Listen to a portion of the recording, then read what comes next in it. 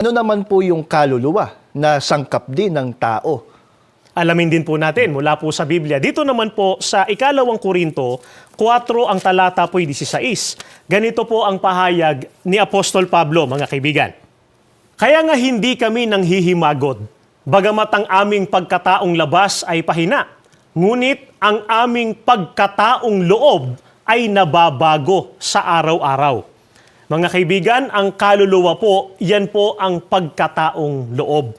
Ano po ang dapat nating mapansin? Kung gayon, mali po yung paniniwala ng iba na ang espiritu, yun din daw ang kaluluwa. Ano po? Sapagkat kung babasahin po natin sa Biblia, dyan po sa Hebreo 4:12, ay ganito po ang pahayag ni Apostol Pablo sa atin. Pakinggan po ninyo, mga kaibigan.